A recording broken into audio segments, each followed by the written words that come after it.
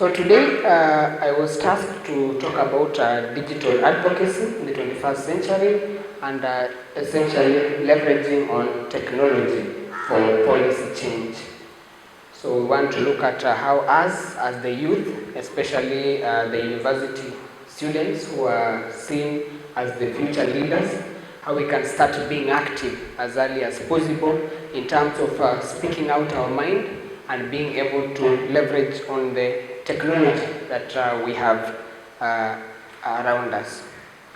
So maybe as I begin, someone will ask, why is it important? Why is it important to have this digital literacy?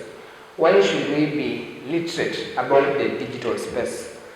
I'll mention some few things for those who are noting down some things. One is that through the digital space, we're able to amplify our voices. We're able to amplify our voices. So from wherever you are, from the corner of your university, from at home, from wherever you are, your voice can be heard through the digital space. Number two, the digital space is very cost efficient. It reduces a lot on the cost of very many things, like you want to run a campaign, you can do things like opinion polls, you can do surveys, like the one we have just done. So it's very cost effective when we try to make use of the digital space. It's global. It's global. You know that where we are moving as a nation, the nation is moving to a very small village. So through the social media space and the digital space, you can be able to go worldwide. It's real-time engagement, real-time. For example, when we have things like news, you're able to tweet. If there is a survey, you can be able to tweet, and it's instant. The recipient on the other end can get your information as early as possible. It is digital driven, and also it is diverse. We have got very many social media platforms or the digital platforms, so it is diverse. We're able to connect through through things like Facebook, Instagram, Twitter, and very many other spaces. So essentially, that's why we are trying to say that there is a big space in the digital platforms, and that's what we want to make sure that as the most important engine in driving the changes that we need to make. Statistics show that 1.8 billion young people are aged between 15 and 24. That's a very big population in terms of our world. And statistics also shows that we make around 25% of the world's population. So what does that mean? If we are that big, that means we should be consulted, we are stakeholders, we are shareholders, and we should make sure that we are part and parcel of making sure that the changes we want to make, our voices are heard, and we are able to influence the making of policies and decisions in this country. The 21st century, or where we are at the moment, you know how big the social media space is. And that's why today I'll be really focusing on the social media or the digital space, because right now where we are moving as a nation is in the social media network or the digital network. All of you are aware that after Corona, we moved fully to the digital space in terms of right now people have Zoom meetings, people do Zoom calls for very important official things. Email is an international accredited way of communication, among others. So right now, even you didn't need to be face-to-face for you to do meetings or to you to engage. So we really want to make sure that as this digital space is becoming this big, us as the youth, we are part of it, and I'm sure all of us here are in the social media or the digital space, and we want to see how can we maximize or how can we make sure that we really use this social media well to drive our agenda as the youth. So social media or the digital space encompasses very many things. We have got things like the mobile phones, technology, among other things.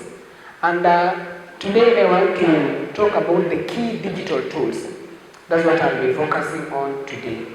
The key digital tools that we can use as the youth to make sure that our agenda of advocacy is really going on. So I'll talk about 5 major digital tools that we are really keen on maximizing as the youth in terms of what we call the advocacy. Or advocacy is just making sure that our voices is heard as the youth. So I'll be speaking about social media, that is number 1, as the main tool, that is the social media. I'll speak about online petitions and we'll give examples from the real world. I'll speak about blogging and vlogging. We wrote all blogs and vlogs. I'm sure all of us, they watch blogs or they are part even of, some of us are even bloggers. I'll talk about also podcast, how we can maximizely use the podcast, and I also talk about crowdsourcing, among other things. So I'll start my presentation on the social media and the power of the youth in terms of the social media. I think social media is one of the biggest platforms or the biggest engagement platform we have right now as a nation, as a world, and all of us. I'm sure every one of us is part of the social media platform. This social media runs from very many things. I'm sure all of us have Facebook accounts, all of us have Instagram accounts, Twitter accounts, among others. My question will be, as the youth, how are we able to make sure that we practice advocacy using these social media platforms? An example is that very many things are happening in our country. Like recently, there was the issue about the Finance Act. Currently, the National Dialogue Committee is engaging, that is between the two political platforms. Some time back ago, there was a championing of the BBI, among other things. How are we as the youth making sure that we use social media platforms in order to raise our advocacy on these various issues? So number 1 is to make sure that as the youth, anytime there are things like we're able to engage. If there are those hashtags, for example in Twitter, we're able to air our views. If it's on TV, on the mainstream or other types of streams, we're able to make sure that we air our views. If there's something that really concerns us as a youth, and everything, the governing of the country generally is our responsibility, because those laws and those any law or any act or any bill that passes, it will impact you in one way or the other. So we are really keen in making sure that we have our voices heard in terms of all advocacy matters that we are able to engage in as the youth. Sometimes I know you are far away. Maybe you can't make to go to maybe a physical forum or a public participation forum that the social halls that are organized, but through the social media, through your account, through email, among others, you can be able to make sure that we champion for these advocacies. Another thing is what we call the online petitions. There are various online petitions you can be able to be part of.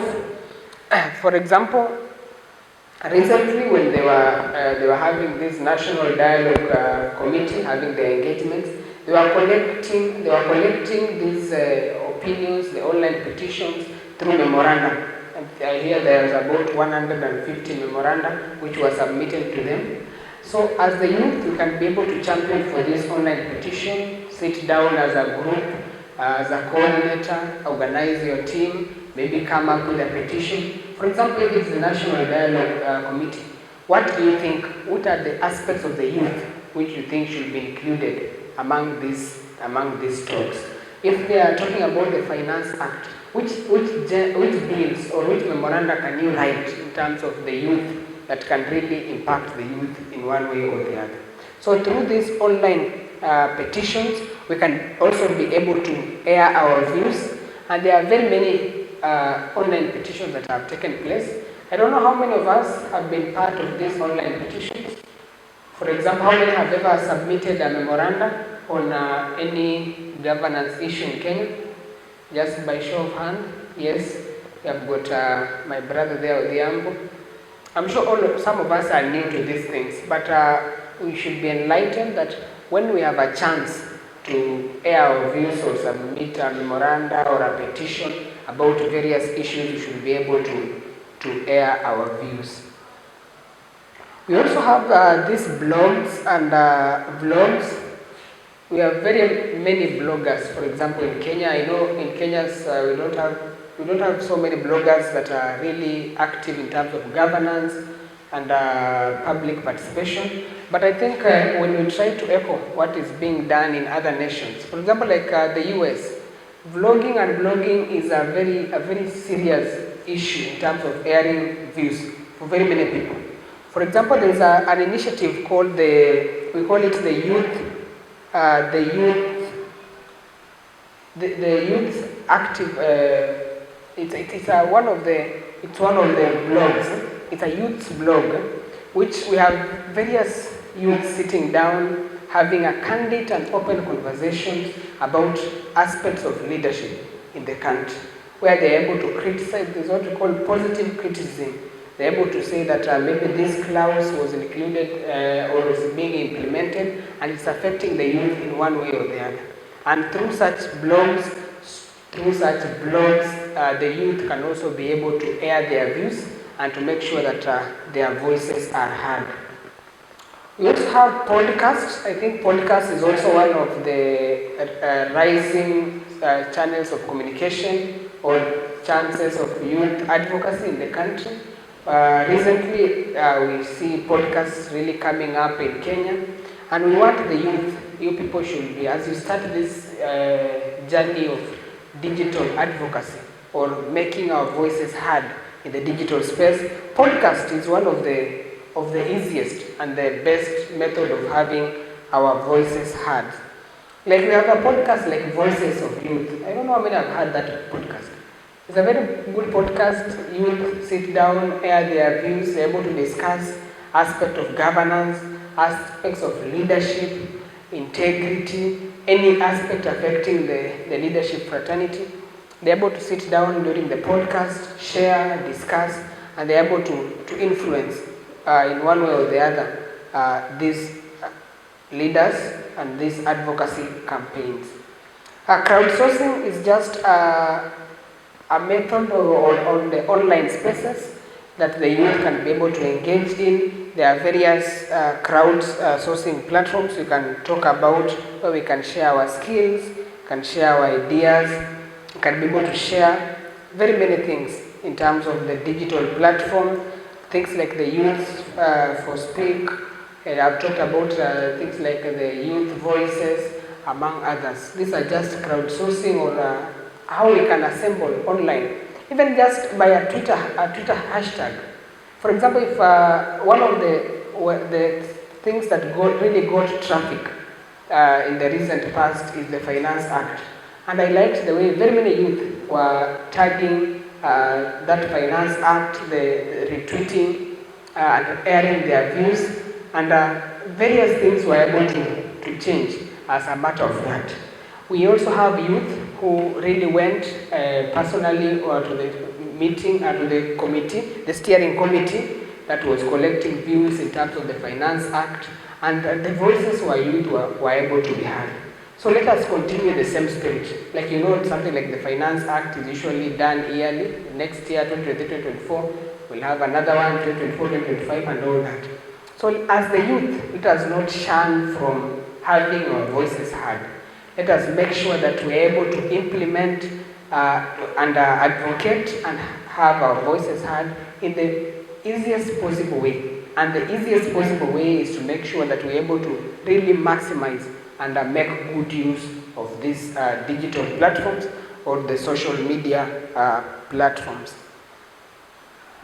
There are very many success stories. As I said, there are very many success stories from this digital space. Very many things are able to be implemented. We have had the views of the youth heard in very many things. Like there's a campaign I'm sure most of you know about, what we call the March for Our Lives. There are things like the Black Lives Matter, among other things. And as the youth, when we're able to champion very many agendas of the youth, very many aspects of governance, very many aspects of leadership through this digital space. Our voices can be heard, and we can be able to give our views and also make a change to this nation, because these leadership things will in one way or another affect all of us. I'm sure in some few years from now, all of us here will be working. And an example of the housing levy, which was introduced the other day, it will affect all of us, even if it's directly or indirectly. If you'll be employed, you'll be deducted 1.5%. If not that way, things like the fuel right now, there's a whole online debate about the prices of fuel. If the price of fuel escalate, that means it has a direct impact to the way we purchase things, transport here and there, it will have an impact. So there's no way of saying that these governance issues, they don't affect us. They affect all of us in one way or the other. Because as we move forward, these policies, when they implement these policies, they affect us either directly or indirectly. So as the youth, we have no option but to make sure that we participate in the making of these policies. We try to influence the making of these policies, and one of the platforms I really advocate for us to make good use of is the social media, or what we call the digital space. However, even as I insist about talking about the digital space and the social media platform and all that, we still have some challenges. We still have some challenges that go hand in hand with what we want to do in the social media space. One of the biggest challenges is what we call cyber security. I know the other day there was an issue in terms of cyber security. I'm sure all of you are aware about the WorldCoin thing and what went on about that. So we should also be very vigilant as we use the social media space. The social media space is easily hacked. You know, we are talking about online platform, we are talking about technology, we are talking about gadgets. And gadgets can be hacked. Gadgets can be, the other day, the whole, the ICT department, the CS was talking about, there was an attempted attack and there was some threat to our data. So as we try to use this social media space, we should be able to make sure that we check on the cyber security, we check on, we make use of, make sure we use good softwares, antivirus, among other things. Number two, another challenge number two is about digital literacy. Let me see by show of hand, how many of us are very good in using computers? Very good. If I tell you to compute something with Excel, you will use it. If you're able to type a word, you can use it. How many? Just show your hand. Yes, you see, it's still half of the room. Some of us have never used a PowerPoint, I'm very sure. So what am I trying to say? And us, we are the one who want to champion for the digital literacy and digital advocacy. We can't be able to do that if you're not literate. So as the youth, and also urge all of us, at least let us try to be familiar with these gadgets. I'm sure all of us have a smartphone. Try even to get access to a computer, know how to type a word. Because the next time someone will be asking, let us write a memorandum, and you need to use a computer. Someone will tell you there's a trending hashtag on something we need to participate on. How do I retweet? Maybe you want to show your parent or you want to show a friend how to retweet, and yourself you're not literate. So as the youth, let us try and be digital literate so that we're able even to teach others. So that we also try to, the world is changing. Let us even try to introduce even our parents to the digital space. Let them also know what is going on, how to participate, and let us all try to influence things through the digital space. Number three, and I think the last challenge also I'll talk about is online harassment. You know, things about bullying. Bullying in the social media platform has really been a challenge of late, and I'm sure all of us are aware about this. Very many people have been bullied. Like the other day, you know, one of these active activist called Okia Omtata, who was going to sue the government and all that. And you hear some people, even some Kenyans, going online and really bullying these people. So even as the youth, as we try to make sure we try to champion our agenda through the digital space, we should be aware that harassment comes hand in hand. Not everything you say, someone will be okay with what you want to say. So how prepared are you in terms of the harassment? So if you know, if we have an agenda as a youth, we want to champion our agenda, let us not listen to those critics, those people want to pull us behind. There's people say that the youth, we don't have a space, the youth we cannot lead, the youth we should, they tell us we should wait to grow old so that we influence these policies. And I think it doesn't work that way. Everyone who is an intellectual, everyone who is a Kenyan has a right in the constitution to make sure that they be part and parcel of what we call public participation. So let no one try to derail us and say that, the youth, they say the youth will just want to lazy around, we don't have anything to contribute, but that is not true. Like for example, right now, I think we have a very good percentage of our politicians who are the youth.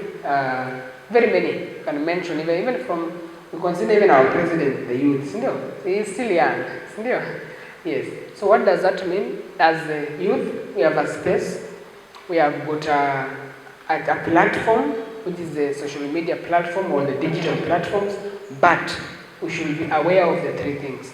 We should be aware that comes with harassment, that comes with our data not being secure, and also that comes with literacy. You can't use something that you're not literate. So in summary, I just want to say that as the youth, and especially us who are literate, as mostly under AYLF, the youth leaders, I believe all of us in this room are youth leaders. We are all champions, we are all activists of the youth agenda. We have a role to do. We have a role to give, to stand in and defend the position of the youth in terms of leadership, in terms of governance, and in terms, and my plea is that let us make good use of the social media platform or the digital platform to make sure that our agenda is heard, our message is at home, and we are able to be part of this agenda, of this transformative agenda in terms of leadership in our country. So I think that's what I had prepared for us today, unless someone has a question.